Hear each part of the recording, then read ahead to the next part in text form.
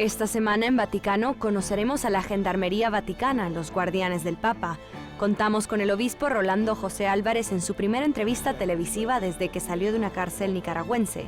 Y nos uniremos a la peregrinación nórdica en su inspirador viaje a Roma. Todo esto y mucho más a continuación en Vaticano.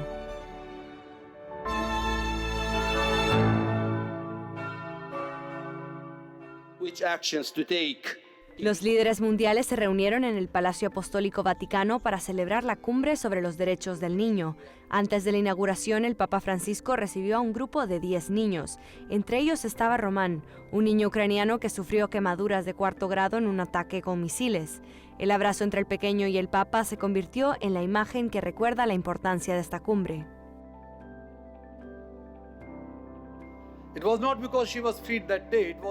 Premios Nobel, profesores, economistas, líderes religiosos y políticos debatieron sobre la falta de protección de los niños que padecen la pobreza, la guerra, la explotación y la falta de educación.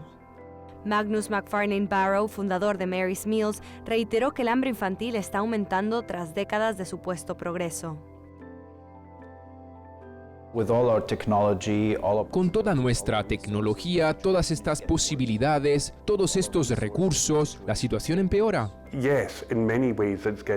Sí, en muchos sentidos está empeorando. Y tienes razón, porque creo que tenemos una responsabilidad aún mayor en ese fracaso, debido precisamente a que tenemos más posibilidades que nunca. Disponemos de más herramientas que nunca para resolver estos problemas y defender los derechos de todos los niños a la vida y a su crecimiento, y permitirles prosperar. Hoy en día tenemos muchas maneras de hacerlo y eso supone una gran sensación. Por eso estamos tan contentos de que el Santo Padre convoque una reunión como esta y tome la iniciativa.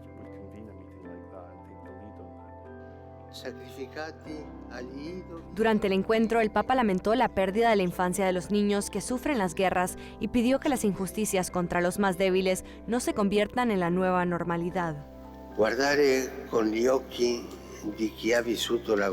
Mirar a través de los ojos de quienes vivieron la guerra es la mejor manera de comprender el inestimable valor de la vida y escuchar a los niños que hoy viven inmersos en la violencia, en la explotación o en la injusticia sirve para reforzar nuestro no a la guerra.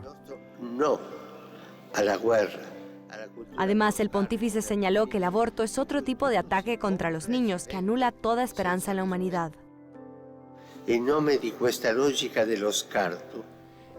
esta lógica del descarte en la que el hombre se hace omnipotente, se sacrifica la vida no nacida mediante la práctica asesina del aborto. El aborto suprime la vida de los niños y corta la fuente de esperanza de toda la sociedad.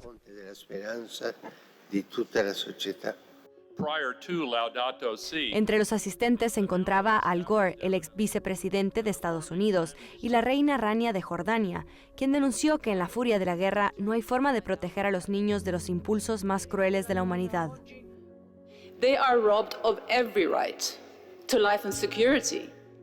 Se les roba todo derecho a la vida y a la seguridad, pero también a la educación, a la salud, a la intimidad y a la protección frente a los abusos. En cada noticia o vídeo marcado como sensible en las redes sociales, ellos están ahí, sangrando y tapándose los oídos tras un ataque aéreo, con quemaduras tan graves que sus propios padres ni siquiera pueden reconocerlo. Asisten a los horrores que en nuestras pantallas se difuminan para nuestra protección. Durante el Congreso, los participantes también debatieron sobre el drama de la esclavitud infantil, en el que los niños son víctimas de la trata y los matrimonios forzados. Este Congreso es el preludio de la Segunda Jornada Mundial de la Infancia, que el Papa ha convocado para septiembre de 2026.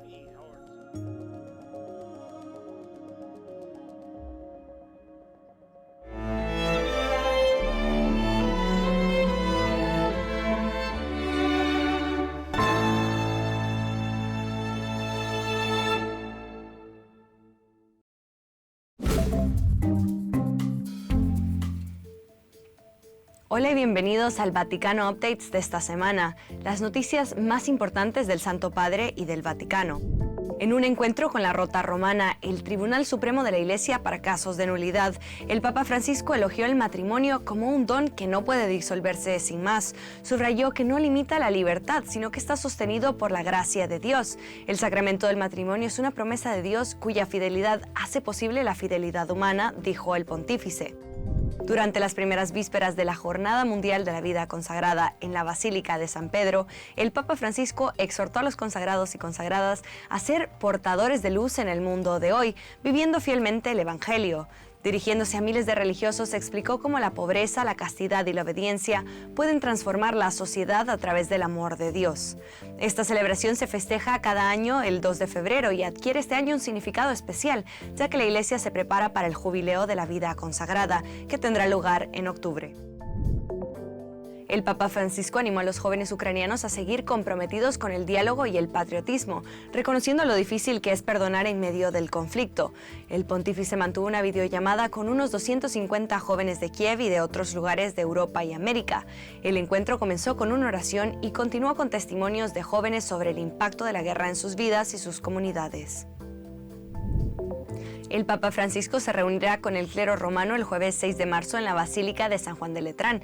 El último encuentro con los sacerdotes diocesanos y religiosos que ejercen su ministerio pastoral en Roma, así como con los diáconos permanentes, tuvo lugar el 13 de enero de 2024. El Papa Francisco anunció que tiene intención de publicar una carta o exhortación dedicada a los niños. Durante el encuentro donde dio este anuncio, el Santo Padre habló sobre los no nacidos, advirtiendo que en una sociedad del descarte, la vida no nacida es sacrificada a través de la práctica asesina del aborto. Gracias por ver una vez más Vaticano Updates. Paola Riaza para WTN Vaticano.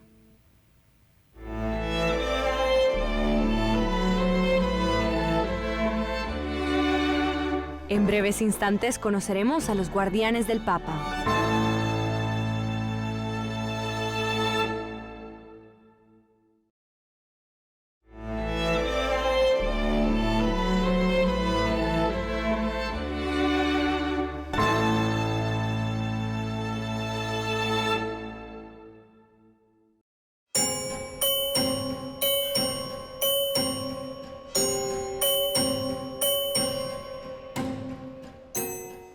Mientras el jubileo de las Fuerzas Armadas está en pleno apogeo, la Gendarmería Vaticana nunca descansa.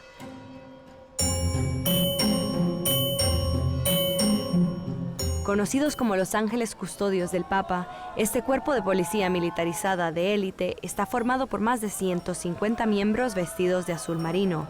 Menos ornamentada que la vistosa Guardia Suiza, la Gendarmería trabaja codo a codo con los soldados papales y es la principal responsable de la seguridad personal del Papa Francisco. Sí, sicuramente es un privilegio reservado. Sin duda, es un privilegio reservado a unos pocos. Proteger al Papa mientras estamos aquí en el Vaticano no es tan difícil, pero cuando salimos al extranjero, a Italia, se vuelve un poco más complicado. No tanto por las posibles amenazas, sino sobre todo porque necesitamos garantizar que este sacerdote vestido de blanco pueda permanecer seguro mientras está lo más cerca posible de la gente. Possa stare in sicurezza il più vicino alla gente possibile. Seguir al Papa Francisco puede ser a veces todo un reto, ya que con frecuencia sorprende al mundo rompiendo los protocolos de seguridad.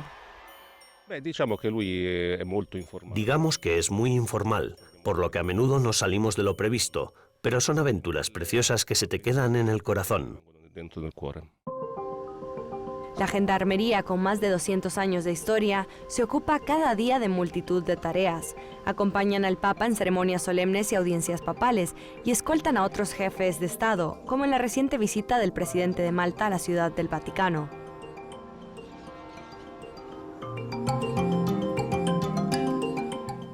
En el interior del estado más pequeño del mundo y en sus sedes extraterritoriales de Roma, todo se supervisa meticulosamente desde un lugar especial, escondido en el sótano de uno de los palacios de la Santa Sede.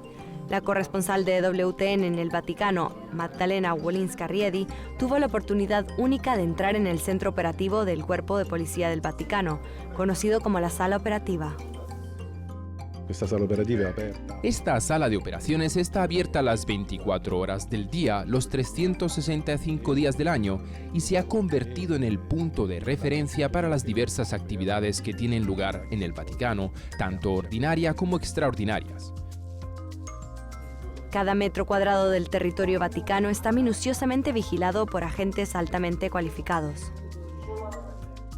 Allora, innanzitutto bisogna dire che En primer lugar, hay que decir que el operador que presta servicio aquí en la sala de operaciones procede del cuerpo de gendarmería y es seleccionado tras haber desempeñado sus funciones sobre el terreno durante al menos 4 años desde su ingreso.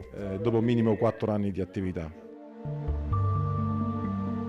Pocos saben que tras sus altos muros la gendarmería hace las veces de policía de tránsito y mantiene el orden público en las 120 hectáreas del estado más pequeño del mundo. Fabio Gonella, camarógrafo de EWTN, tuvo el privilegio de participar en una patrulla matutina con uno de los inspectores de la gendarmería. Juntos exploraron las callejuelas ocultas del Vaticano, así como los túneles y patios inaccesibles del Palacio Apostólico.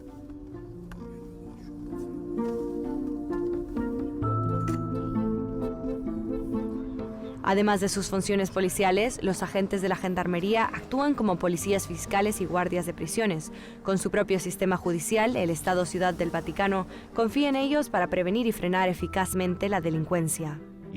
Los delitos cometidos en el interior son muy escasos. Son más, llamémoslos así, los delitos transnacionales que los internos del Vaticano. Sin embargo, nuestro papel, en definitiva, no para. Y además hemos logrado algunos resultados.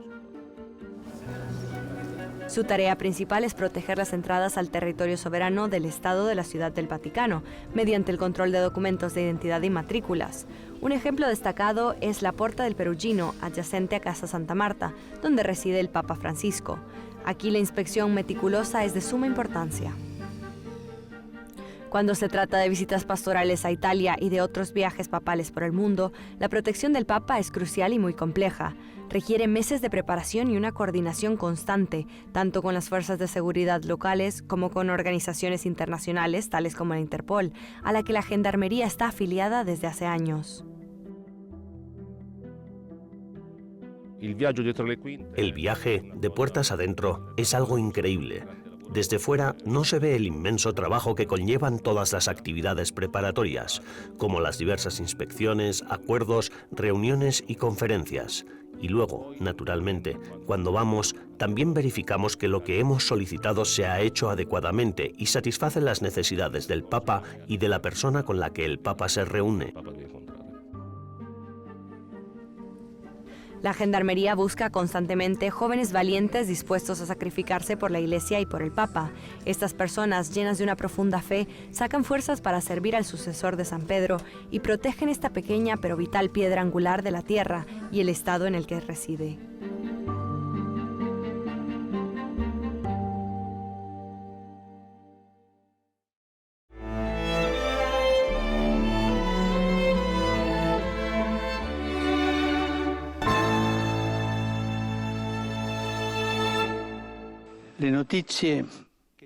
Las noticias que llegan de Nicaragua me han entristecido y no puedo evitar preocuparme por Monseñor Rolando Álvarez, obispo de Matagalpa, a quien tanto quiero.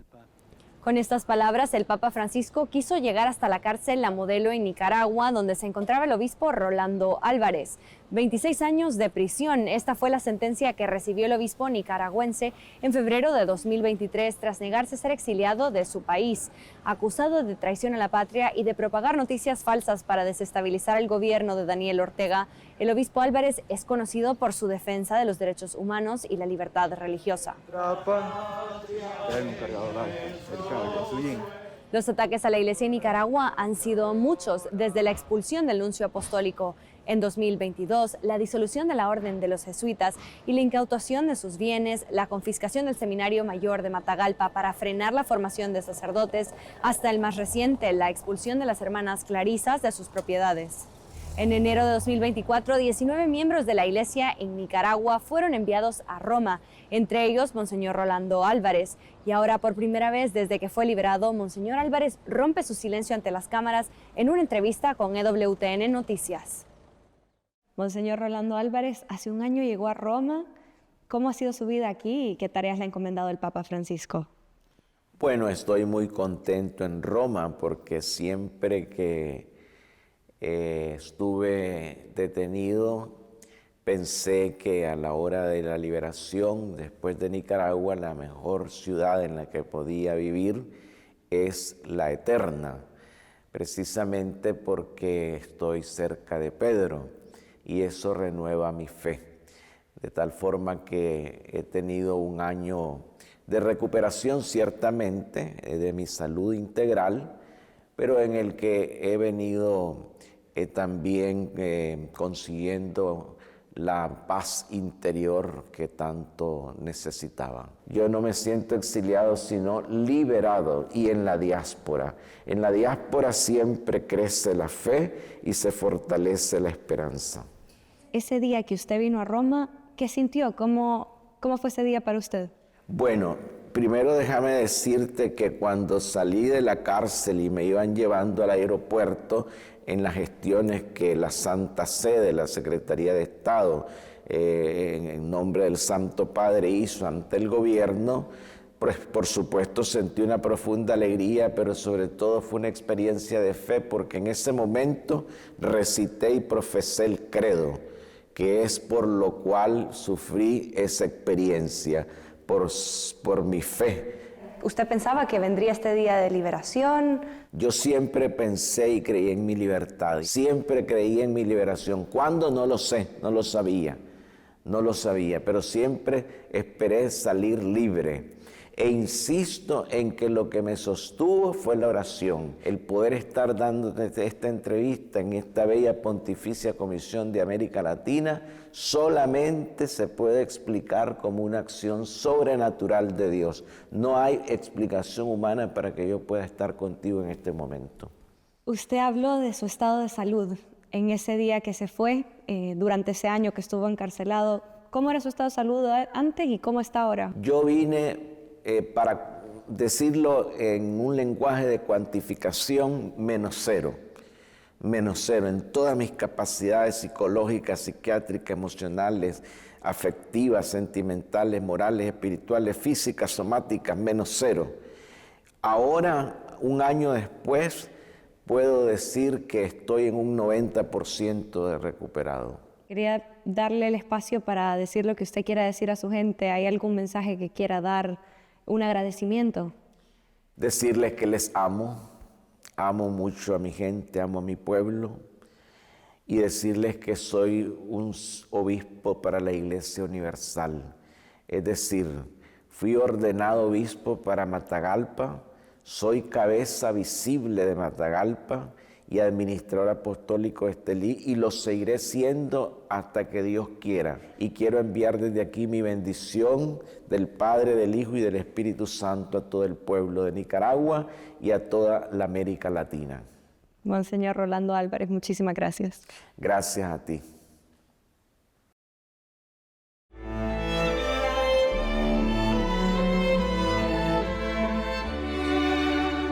Tras una breve pausa, regresamos para sumarnos a la peregrinación nórdica en su viaje a Roma.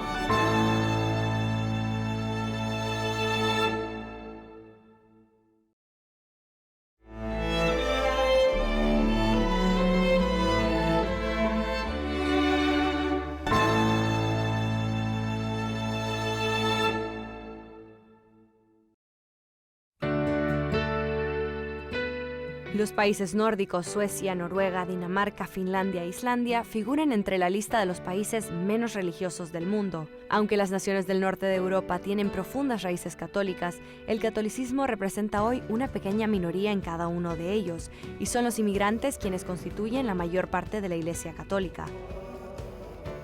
Por primera vez, 5 pequeñas comunidades católicas nórdicas han organizado una peregrinación conjunta a Roma con motivo del jubileo de 2025. La iglesia en los países nórdicos es pequeña. Somos entre el 1, 2, 3% de la población y en gran medida una iglesia migrante. Pero siendo esta minoría, para nosotros, estar juntos y estarlo además en el contexto de la Iglesia Universal es muy importante. Por eso, Para nosotros, haber venido aquí a Roma es una gran experiencia que nos fortalece en nuestra fe y nos une a la Iglesia Universal y al Santo Padre. Durante 3 días, más de 1000 peregrinos nórdicos visitaron los lugares santos de Roma y compartieron momentos de oración y reflexión. Aunque cada país tuvo sus propios actos nacionales y diocesanos, todo el grupo se reunió para celebrar misa en las basílicas papales y atravesar las puertas santas.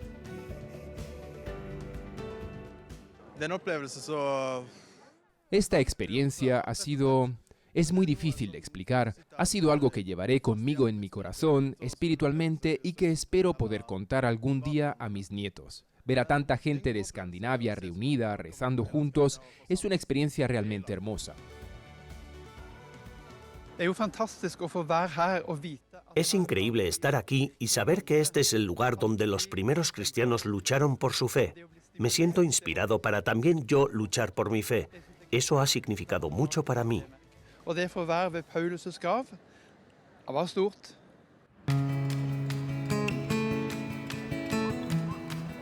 La peregrinación culminó con una audiencia privada con el Papa Francisco y una misa solemne en el altar de la cátedra de la Basílica de San Pedro. Para los feligreses de pequeñas parroquias dispersas por el norte, este encuentro ha sido una experiencia profundamente significativa, pues les ha ofrecido conexión, aliento y un renovado sentido de pertenencia. Muchos de ellos se han dado cuenta que a pesar de la distancia que los separa, están lejos de estar solos. Ver a la unidad de los países nórdicos y Escandinavia es muy bueno, porque en la Islandia estamos muy aislados, somos pocos católicos, y encontrarnos con otros católicos de los países nórdicos nos da esperanza. Incluso con el reducido número de católicos de cada país y sus diversos orígenes, esta peregrinación ha sido sin duda un poderoso testimonio de la unidad de la Iglesia. Nuestra conferencia episcopal es una conferencia nórdica. Somos bastante conocidos porque en la Iglesia somos una conferencia multinacional que comprende Noruega, Dinamarca, Suecia, Finlandia e Islandia, y nos gustaría manifestar la unidad de nuestra Iglesia local en un sentido amplio. Es estupendo que los fieles hayan querido participar. En medio de los numerosos desafíos que plantea la creciente secularización, la Iglesia de los países nórdicos es también testigo de la esperanza que define el Año Santo. Por eso, como subrayaron los obispos nórdicos en sus homilías a lo largo del fin de semana, los católicos de esta parte del mundo están llamados a compartir la verdad de Cristo con todos los que buscan sentido y luchan contra la desesperanza. Recemos unos por otros, para que a través de esta peregrinación durante el año jubilar seamos fortalecidos en la fe, la esperanza y el amor por Jesucristo, para que podamos dar testimonio creíble de Él y de su Iglesia cuando regresemos a casa. La evangelización es innegablemente una parte importante de la misión de la Iglesia en los países nórdicos. A través de esta peregrinación se ha recordado una vez más a los peregrinos nórdicos su papel a la hora de llevar la luz de Cristo a aquellos que necesitan esperanza y un propósito. Ha sido maravilloso formar parte de esta peregrinación, profundizar en nuestra fe, comprender mejor lo que realmente significa nuestra fe, que Dios se hizo hombre por nosotros, y no menos importante, recordar nuestra llamada y tarea de seguir caminando cuando volvamos a casa.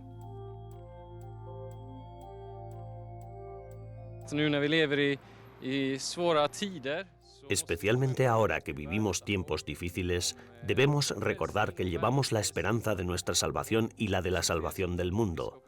Tal como dijo el obispo Eric en su homilía, debemos recordar que Dios salvó este mundo y que estamos llamados a continuar y ser parte de esta obra salvífica, cooperando con la gracia de Dios, difundiendo su esperanza, aunque las cosas parezcan imposibles, porque nada es imposible para Cristo.